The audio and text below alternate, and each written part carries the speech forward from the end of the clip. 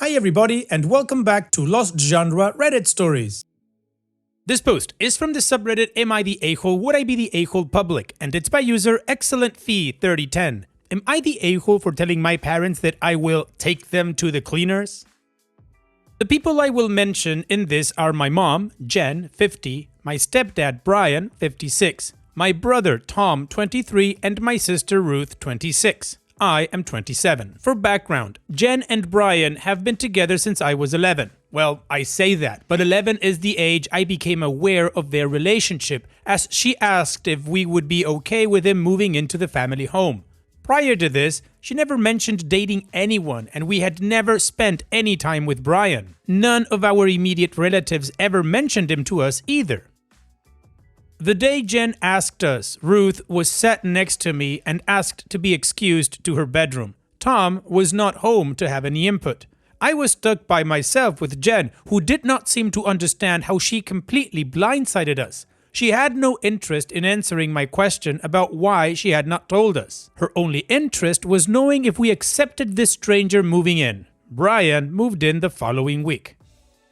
After Brian moved in, there were several times where both he and Jen threatened to move away without me, Tom, and Ruth. They would say, "If you don't like it, they will get a new house and start over." This threat could be in relation to something like Brian telling me I shouldn't be anywhere in the house except for my bedroom and me standing up for myself. I used to get called stupid by Brian a lot. If I did something he didn't like, such as finish my homework before going to dinner, he would say, "Only someone this stupid would think to eat first."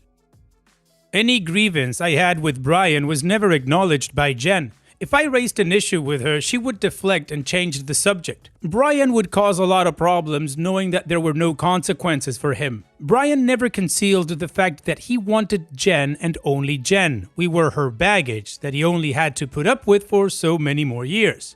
Tom, Ruth, and I were no longer taken on family holidays. The last one we got to go on was when I was my godmother's bridesmaid and she had a destination wedding. I was 10. Jen and Brian would go on 3 holidays a year without us. Living under that roof was the loneliest I had ever felt. The second I became of age, I bought my first apartment and moved on. No more Brian, no more Jen. Tom and Ruth wanted to come with me, but Jen wouldn't allow it. And honestly, I don't know how I was to fight for them. I was working long shifts, sometimes nights. Though Ruth was a year younger than me, Tom was not. I doubt a court would have appointed a fresh 18-year-old as their guardian with Jen in the picture. One thing I did leave in Jen's care was my valuable book collection. I won't disclose exactly how much it is worth, but it is in the 7-figure range. Some of these books were my inheritance. I was always told that they are to be looked after, never to be played with, and has to be stored correctly. I couldn't do that in my apartment, so Jen continued to keep them for me. I had no reason to distrust her with them.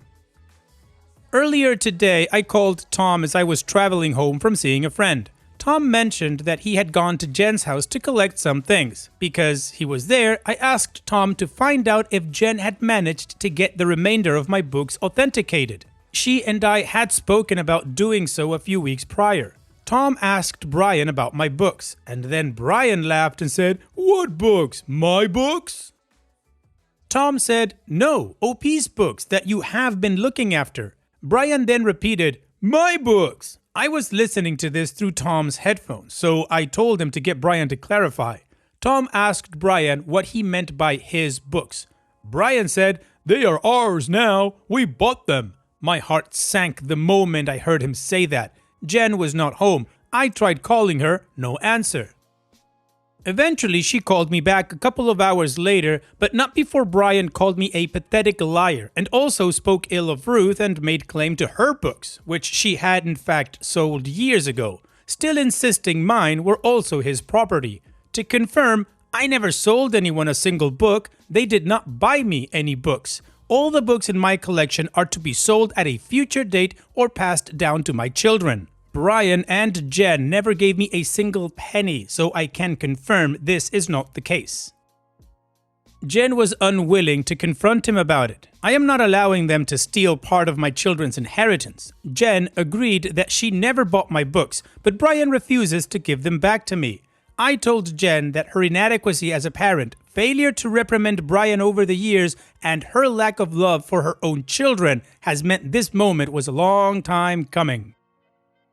I said something along the lines of, "You neglected me. You allowed him to take my happiness away for years. You let him walk all over me. I will not let you steal from my children. If this is how it has to be, I will take you to the cleaners. I will report you both for theft. I will sue you for everything I can. I will cut you out of my life again. You mean nothing to me."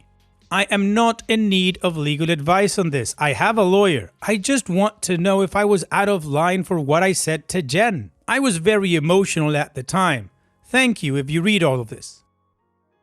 Well, the only question I would have in order to know how to judge you would be, is it true or not? And it sounds like it is, so everything you said was well deserved. So no, I don't think you're an a-hole. I think that this confrontation, as you said, was a long time coming. You've had to endure this a-hole's abuse, your mom's neglect, and all of the other crap that you three were put through over the years since you were 11. So no, OP, I don't think you're the a-hole. If you need to take him to the cleaners, please do so. And what do you guys think? Let me know in the comments section. And now let's check out the community comments. Blue Topaz 83 says, "I don't think you were out of line. They were sucky parents. You told the truth. I have to ask though, is it documented that the books were left directly to you? Do you have a copy?" And Opie responds, "I do. I have payment receipts for the authentications as I have to send them abroad to get them done.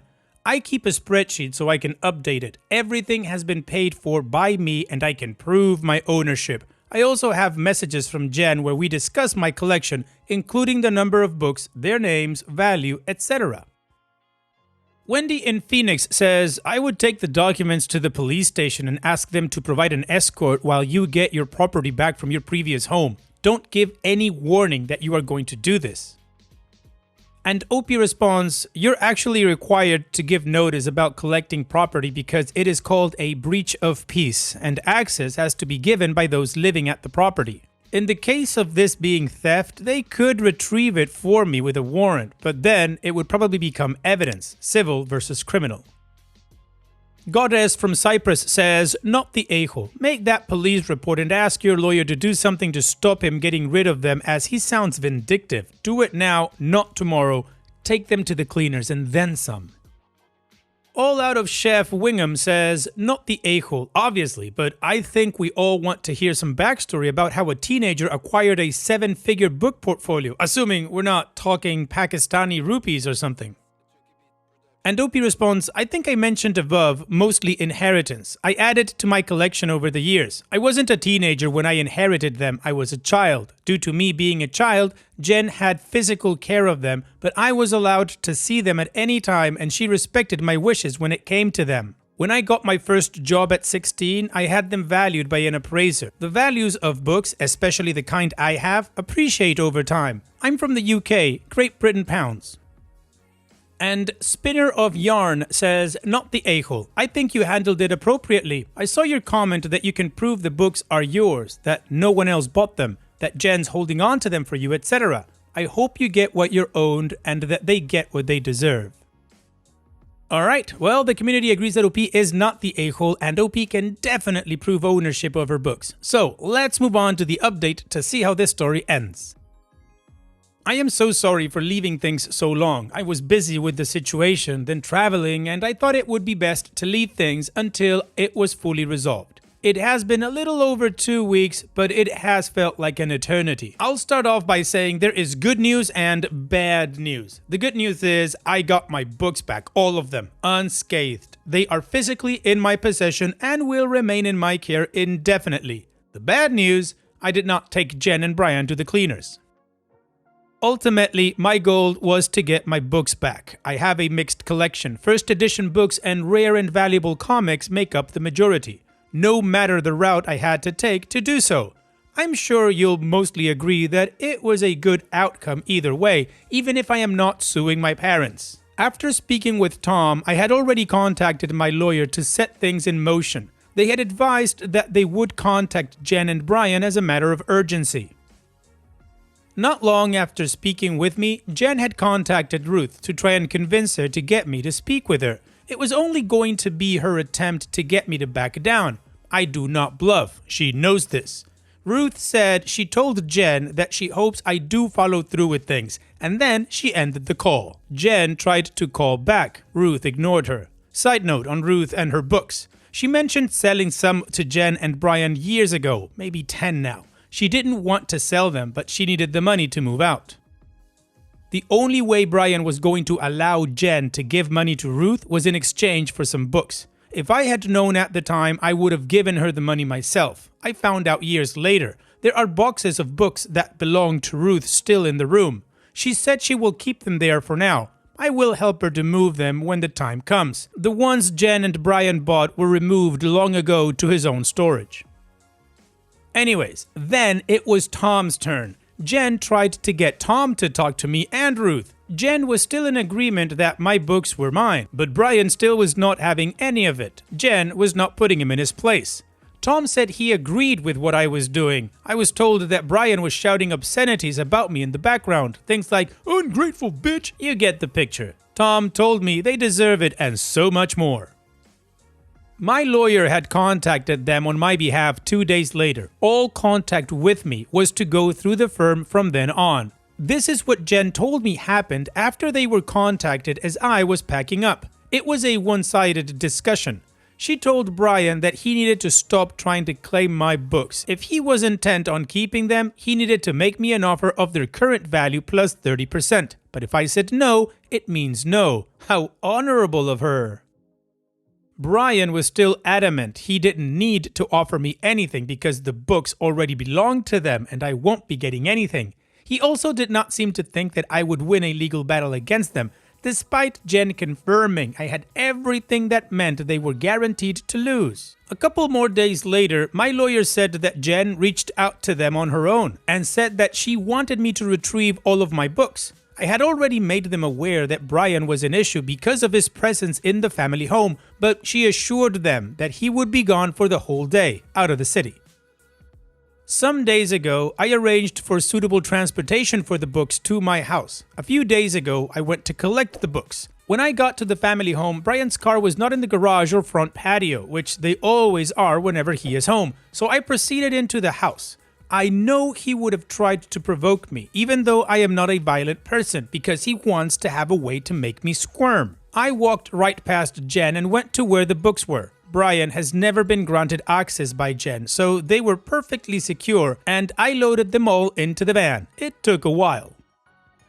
Brian won't notice they're gone because he has never been able to get into that room, and Jen probably won't say anything. Even if she does, neither of them know my address. And about the room, it is a little difficult to explain how the room is, but the door is a heavyweight security door. It has a smart lock, and Brian never got access to it. Imagine a more regular-looking safe room. I think that is the easiest way to explain it. Entering the room triggers the security system, like going home and having to put the alarm code in.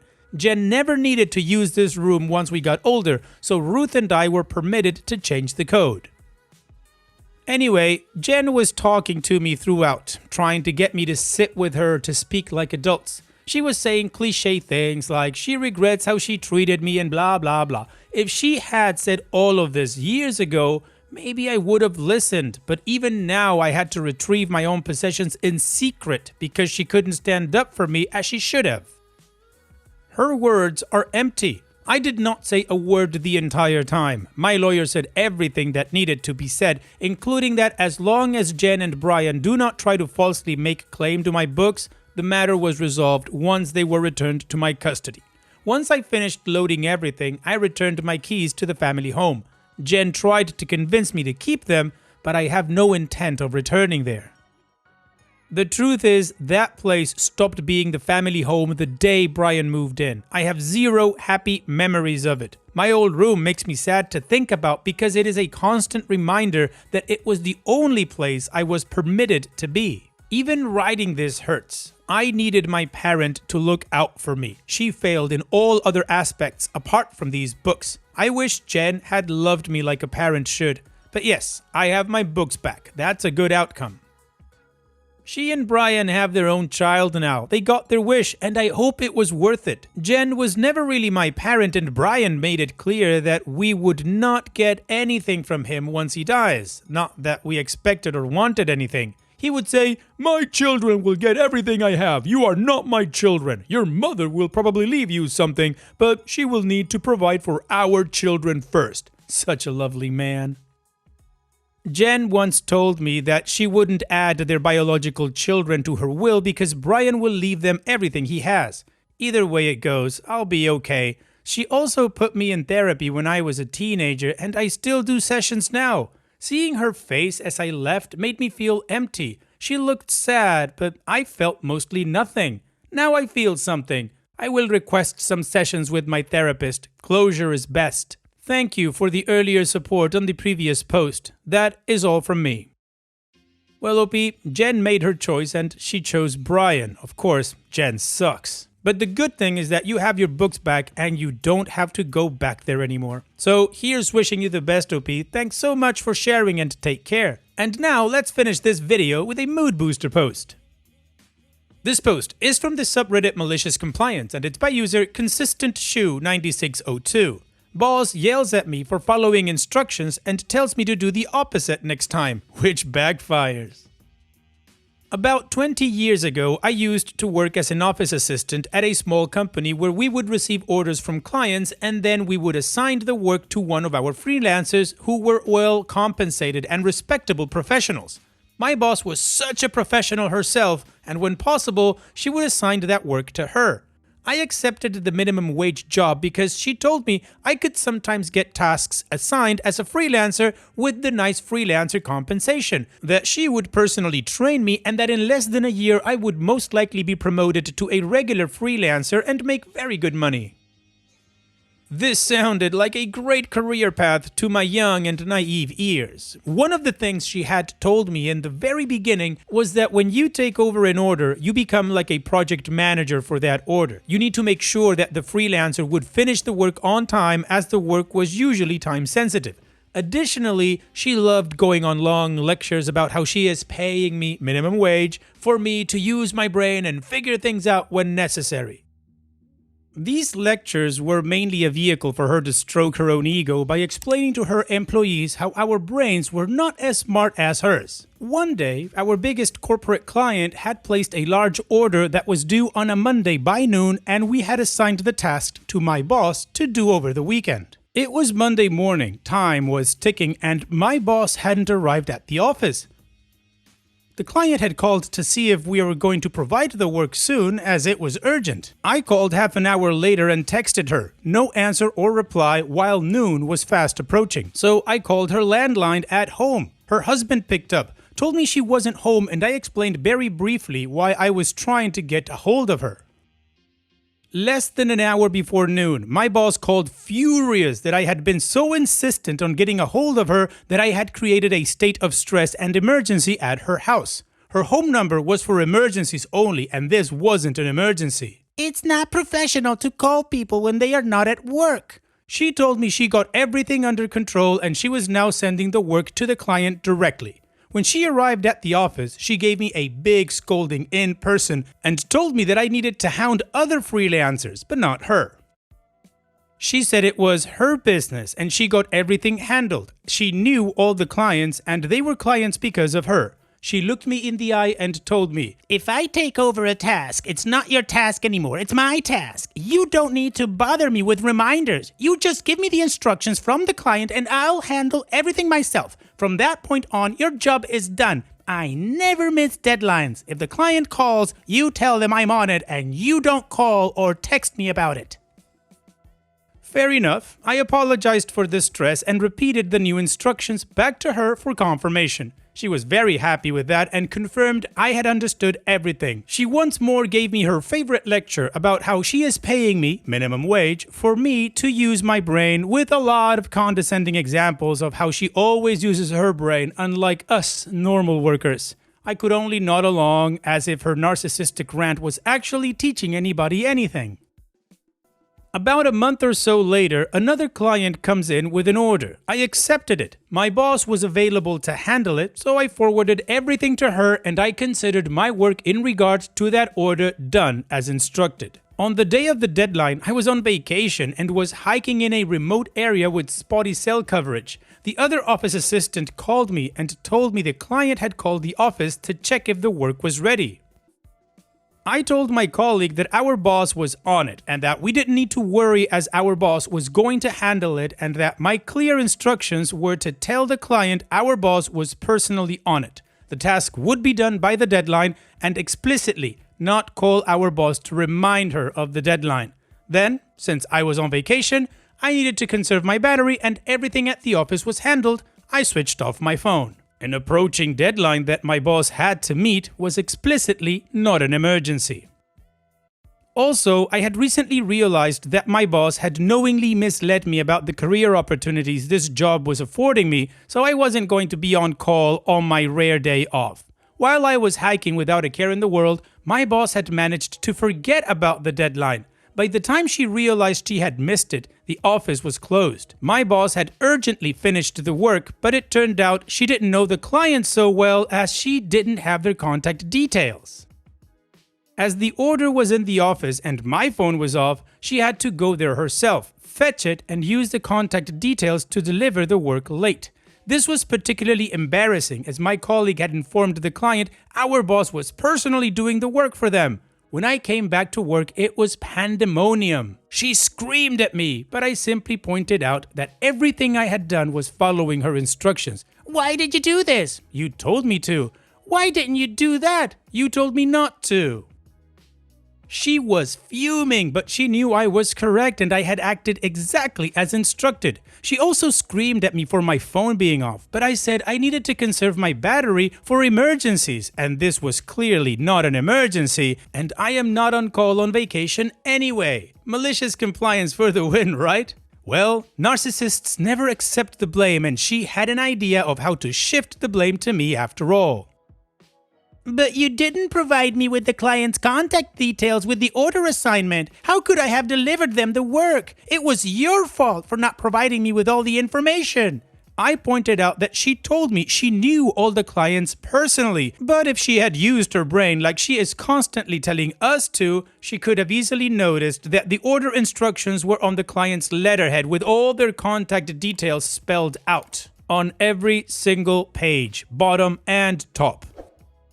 Now that was a huge slap to her fragile ego, and remembering her face in that moment still makes me smile. Needless to say, I was fired. Of course, I didn't mind. Don't you just love happy endings? Yes, I do. And actually breaking a narcissist's spirit like that, OP, fantastic. Thanks so much for sharing. And that's it for today's video. Thank you so much for taking the time to watch it. Now, if you've gotten to this point in the video, I assume that you like these stories that I'm reading out, so here are a couple more that you might enjoy. And if you don't have any time to watch another story right now, save it for later, and also, don't forget to hit that subscribe button.